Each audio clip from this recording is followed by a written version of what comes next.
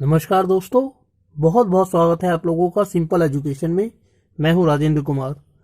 दोस्तों, जैसा कि आप लोग जानते हैं कि हम लोग अपने इस YouTube चैनल के माध्यम से 31 जनवरी को आयोजित होने वाली CTET की परीक्षा में पूछे जाने वाले बाल मनोविज्ञान के सिद्धांतों का अध्ययन कर रहे हैं। और इसी कड़ी में आज हम लोग अध्ययन करने वाले हैं सिगमंड फ्राइड के इड, ईगो और सीको सुपर ईगो तथा सिंपल कोपिंग के बारे में।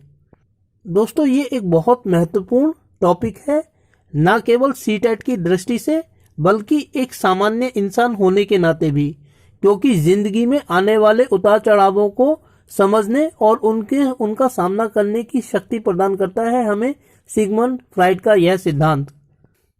दोस्तों, हम देखते हैं कि वर्तमान समय में लोगों की जिंदगी में बहुत सारे तनाव हैं। उन तनावों के कारण कई बार लोग इतने ज़्यादा डिप्रेस हो जाते हैं कि वो आत्महत्या जैसा कदम तक उठा लेते हैं, बिना ये सोचे समझे कि उनके अपने सगे संबंधियों पर, माँ बाप पर, भाई बहनों पर और दूसरे घर वालों पर इसका क्या प्रभाव पड़ेगा। वो बिना कुछ सोचे समझे आत्महत्या जैसा कठोर कदम उठा लेते हैं। लेकिन दोस्तों, आत्महत्या जैसा कठोर कदम उठाने से पहले इंसान की जिंदगी में जो कुछ घटित होता है उसको समझने का प्रयास करता है यह है सिगमंड फ्राइड का सिद्धांत। इसीलिए दोस्तों, बहुत महत्वपूर्ण है यह सिद्धांत। इसीलिए मैं आपसे अनुरोध करता हूं कि आप इस वीडियो को शुरू से लेकर अंत तक देखें, क्योंकि न केवल उन परिस्थितियों को समझना आवश्यक है बल्कि उन विधियों को समझना भी आवश्यक है जिनके चलते हम इस तरीके के चुनौतियों का सामना कर सकते हैं। तो चलिए, बिना वक्त जाया किए हुए हम लोग आरंभ करते हैं सिगमंड फ्राइड का इड, ईगो और सुपर ईगो का सिद्धांत और सिंपल कोपिंग क्या है, कैसे हम इसका प्रयोग कर सकते हैं, इस बारे में अपनी आज की इस वीडियो में। दोस्तों, इंसान के चरित्र को समझने के लिए सिगमंड फ्राइड ने जिस सिद्धांत का प्रतिपादन किया था उसको साइको एनालिसिस सिद्धांत कहा जाता है। और इसके अंतर्गत सिगमंड फ्राइड ने यह दिखाया था कि इंसान के पर्सनैलिटी को डिसाइड करने वाले 3 फैक्टर होते हैं। इसमें एक इड होता है, दूसरा ईगो और तीसरा सुपर ईगो। किसी इंसान को गुस्सा अधिक आता है, किसी को रोना अधिक आता है और कोई बहुत आसानी से हंसने और रोने के बीच बैलेंस स्थापित कर लेता है, बड़े सामान्य तरीके से अपनी जिंदगी जी लेता है। ये इस बात के ऊपर निर्भर करता है कि हमारे पर्सनैलिटी के ऊपर इनमें से किस डिसाइडिंग फैक्टर का हावी होना है। अगर हमारे ऊपर इनमें से जिस फैक्टर का भी प्रभाव अधिक होगा, हम उसी तरीके से अपनी जिंदगी बिताते हैं। तो चलिए दोस्तों, देखते हैं कि क्या है ये 3 फैक्टर और कैसे ये किसी इंसान की जिंदगी की जीने के तरीके को प्रभावित करते हैं। दोस्तों, पहला है इड, और यह हमारी पर्सनैलिटी का वह तत्व होता है जो किसी व्यक्ति को जिद्दी बनाता है। जिन लोगों पर इस इड का प्रभाव होता है, अक्सर उन लोगों को गुस्सा बहुत आता है और वो दूसरे लोगों से लड़ते झगड़ते बहुत हैं। अगर कोई इच्छा उनके मन में पैदा हो जाए तो वो किसी भी तरीके से उसको पूरा कर लेना चाहते हैं। इसका प्रभाव क्या पड़ेगा और उनके पास क्या साधन है, इसका उसे कोई लेना देना नहीं होता है। अगर किसी इच्छा ने उनके मस्तिष्क में जन्म ले लिया है तो उनको इसे पूरा करना ही करना है। उदाहरण के लिए हम दोस्तों छोटे बच्चों को देखते हैं। अगर उनको कोई चीज बाजार में दिख जाए और वो हमें दिलाने की जिद करे और हम मना कर दे तो वो जमीन पर ही लेट जाते हैं, पांव जमीन पर दे देकर मारने लगते हैं, क्योंकि उनके ऊपर इस इड का हावी होना हमें समझ ही नहीं आता है। दूसरा, हम किशोरों के ऊपर भी इसके प्रभाव को देख सकते हैं। अक्सर किशोरों को गुस्सा बहुत आता है, बात बात में झगड़ने लगते हैं और उनमें लड़ाइयाँ हो जाती हैं। वजह यह होती है कि उनके ऊपर जो इड होता है इसका प्रभाव अधिक होता है। तो जो इड होता है वो किसी व्यक्ति को घमंडी बनाता है और साथ ही जिद्दी बनाता है। जब तक किसी व्यक्ति की जिनके ऊपर इस इड का प्रभाव है उनकी कोई इच्छा पूरी ना हो जाए, वो चैन से नहीं बैठते। दोस्तों, सिगमंड फ्राइड के अनुसार हमारी पर्सनैलिटी का जो दूसरा सबसे महत्वपूर्ण डिसाइडिंग फैक्टर है उसे ईगो कहा जाता है। यह ईगो वो ईगो नहीं है जिसको हम अक्सर लोगों के सामने लोगों के लिए इस्तेमाल करते हैं कि भाई अब तो वह उसमें ईगो आ गया है। जिस ईगो की बात सिगमंड फ्राइड ने की है वह एक बैलेंसिंग फैक्टर होता है। इसका काम होता है इड और सुपर ईगो के बीच संतुलन स्थापित करना। सिगमंड फ्राइड ने अपने साइको एनालिसिस सिद्धांत में दिखाया है कि मनोविज्ञान की दृष्टि से किसी इंसान का स्वस्थ होना, हेल्दी होना इस बात के ऊपर निर्भर करता है कि उसका ईगो कितना अच्छी तरीके से अपना रोल प्ले कर रहा है। अर्थात ईगो जो है वो ईड के बीच और सुपर ईगो के बीच किस तरीके से संतुलन स्थापित कर रहा है। मनोविज्ञान की दृष्टि से ऐसे व्यक्ति को हेल्दी पर्सनैलिटी माना जाता है। दोस्तों, अक्सर हम लोगों को बातचीत करते हुए सुनते हैं कि यार आजकल मैं उससे बात नहीं करता क्योंकि आजकल तो वो उसमें ईगो आ गया है। वो दरअसल ईगो नहीं होता, वो ईड होता है। क्योंकि साइको एनालिसिस सिद्धांत के अनुसार ईगो तो बहुत सकारात्मक फैक्टर है हमारी पर्सनैलिटी का, और जब तक यह अपना कार्य सही ढंग से करता है तब तक इंसान आसानी से चुनौतियों का सामना कर लेता है। क्योंकि कई बार ऐसा होता है कि हमारी जिंदगी में परिस्थितियां विपरीत परिस्थितियां आ जाती हैं और हम तनाव में आ जाते हैं। तनाव में आने का कारण ये होता है कि हमारा जो ईगो होता है वो ठीक ढंग से काम नहीं कर पाता है। इसीलिए हमारे ईगो का सही ढंग से कार्य करना बहुत आवश्यक है ताकि हम साइकोलॉजी के हिसाब से, साइको एनालिसिस सिद्धांत के हिसाब से एक हेल्दी पर्सनालिटी माने जाएं। दोस्तों, अभी इस वीडियो के में आगे चलकर हम सिंपल कोपिंग का अध्ययन करेंगे। तब हम इस ईगो के बारे में और अधिक विस्तार से अध्ययन करेंगे कि इसको हेल्दी बनाने के लिए, एक्टिव बनाने के लिए हम क्या कर सकते हैं। दोस्तों, तीसरा फैक्टर जिसका वर्णन सिगमंड फ्राइड साहब ने अपने साइको एनालिसिस सिद्धांत में किया है वह है सुपर ईगो। यह हमारी पर्सनैलिटी का सबसे शांत और साधु टाइप का फैक्टर होता है। इसके अंतर्गत हम महात्मा गांधी जैसे लोगों को शामिल कर सकते हैं जिनको बड़ा ही साधु संत टाइप का हम मानते हैं। इसके अलावा भारतीय परिवेश में हम जब छोटी बच्चियों का पालन पोषण करते हैं तो हम उनमें सुपर ईगो को एक्टिव बनाते हैं, क्योंकि उनको उनके पालन पोषण के दौरान यही सिखाया जाता है कि उनकी जिंदगी के क्या मायने हैं। उनको सिखाया जाता है कि अपने परिवार के लिए उन्हें अपनी इच्छाओं का त्याग करना है।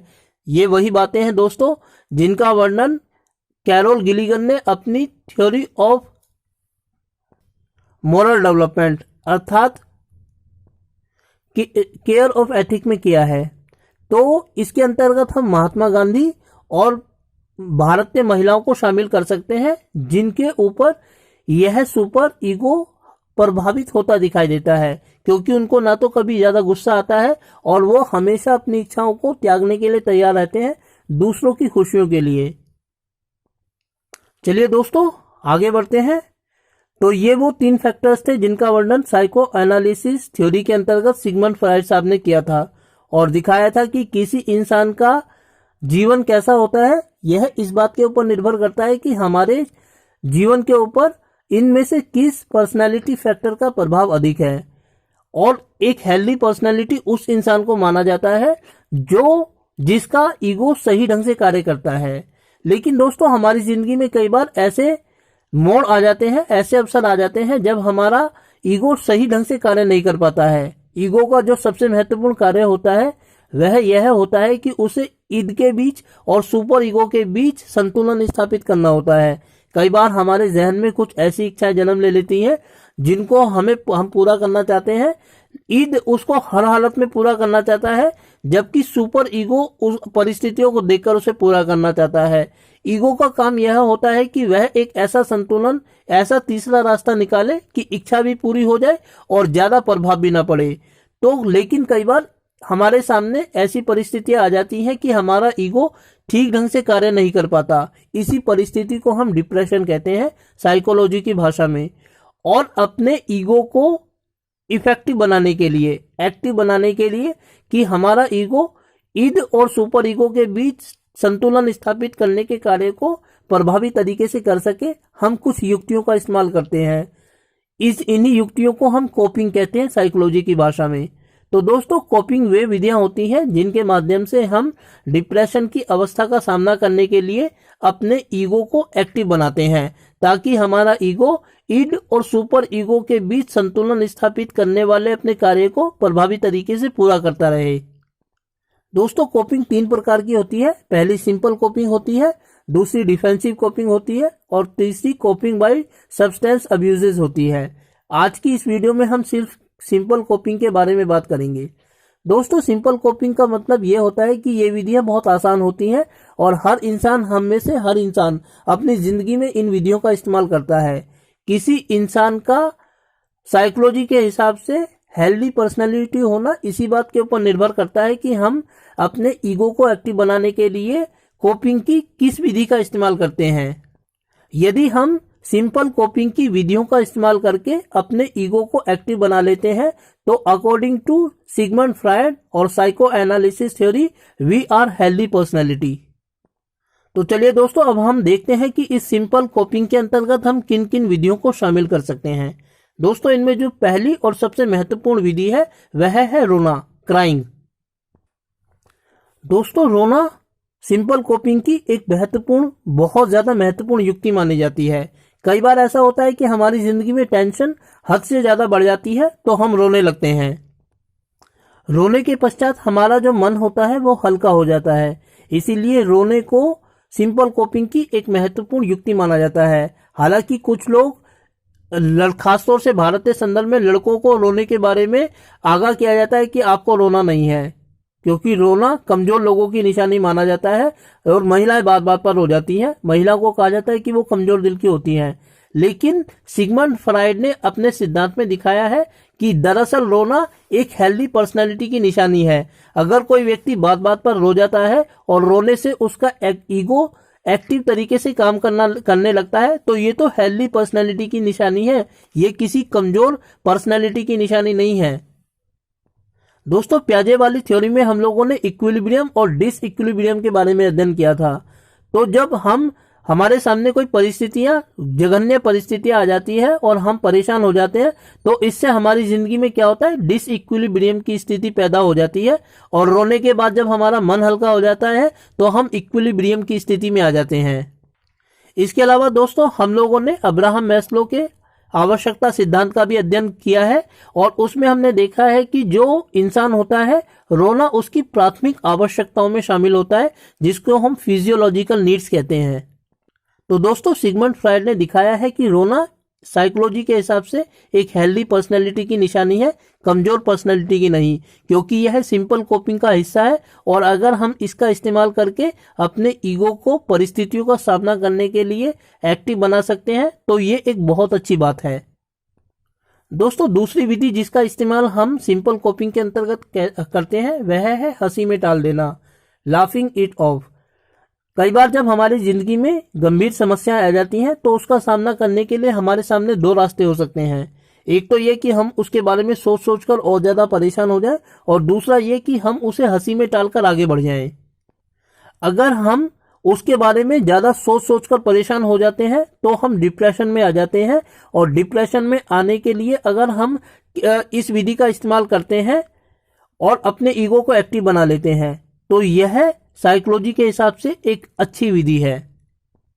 और यदि हम उसके बारे में, जिस वजह से हमें कोई परेशानी है, बार बार सोचकर अपने आप को परेशान होते हैं और किसी विधि का इस्तेमाल नहीं करते तो हम बहुत ज्यादा डिप्रेशन में आ जाते हैं और आत्महत्या या सुसाइड जैसे जो कदम होते हैं वो इन्हीं परिस्थितियों का परिणाम होते हैं। दोस्तों तीसरी विधि जिसका इस्तेमाल हम लोग सिंपल कोपिंग के अंतर्गत करते हैं वह है बातचीत करना, टॉकिंग इट ऑफ।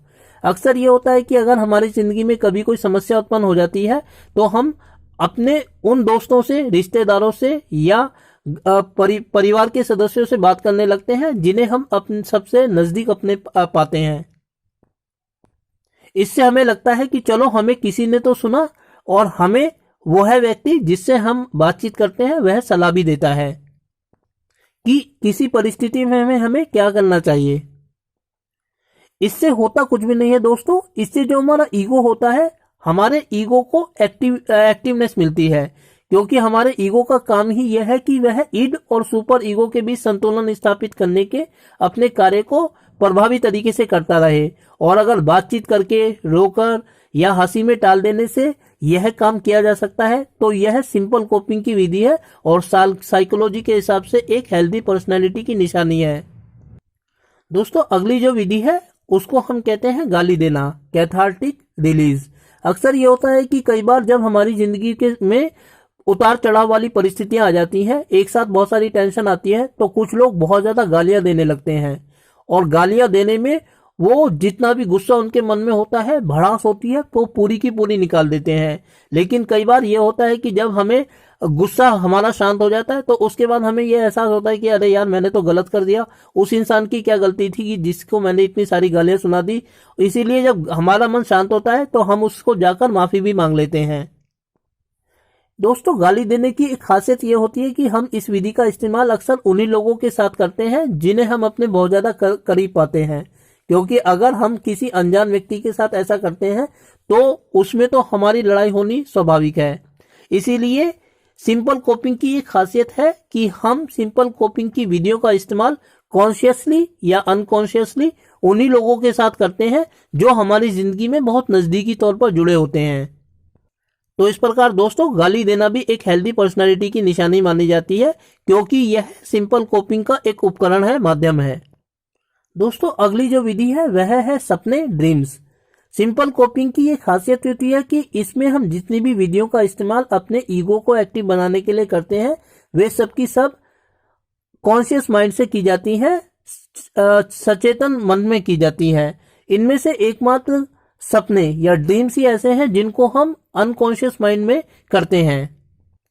दोस्तों, हमारी जिंदगी में, हर किसी की जिंदगी में कुछ भावनाएं जरूर ऐसी होती हैं जिनको हम पूरा करना चाहते हैं, लेकिन हम उनको पूरा नहीं कर सकते। इसकी वजह कुछ भी हो सकती है और अक्सर इस तरीके की अपनी इच्छाओं को हम अपने अनकॉन्शियस माइंड में दबा देते हैं। अनकॉन्शियस माइंड में दबाई हुई ये बातें जो होती हैं वो हमेशा मरती नहीं है दोस्तों, वो किसी ना किसी रूप में जिंदा रहती हैं और अनकॉन्शियस माइंड में चली जाती हैं। अनकॉन्शियस माइंड की हमारी ये इच्छाएं ही कई बार हमारे सपनों के रूप में हमें सोते समय दिखाई देती हैं। इस प्रकार जो हम सपने देखते हैं वो हमारी वो इच्छाएं होती हैं जिनको हम कभी पूरा करना चाहते थे, लेकिन परिस्थितियों के कारण या किसी अन्य वजह से हम उसे पूरा नहीं कर सके और हम उसे अपने अनकॉन्शियस माइंड में दफना देते हैं। और यही हमारी दबी हुई इच्छाएं सपनों के रूप में हमारे सामने आती हैं और सपनों के रूप में हम अपनी उन इच्छाओं को पूरा होता हुआ देखते हैं। तो दोस्तों, ये सारी विधियां सिंपल कोपिंग के अंतर्गत आती हैं और इन सिंपल कोपिंग की विधियों को हम साइकोलॉजी के हिसाब से एक हेल्दी पर्सनैलिटी का हिस्सा मानते हैं, क्योंकि इसे हम अपने कॉन्शियस माइंड में करते हैं। इनके ऊपर हमारा पूरी तरीके से नियंत्रण होता है।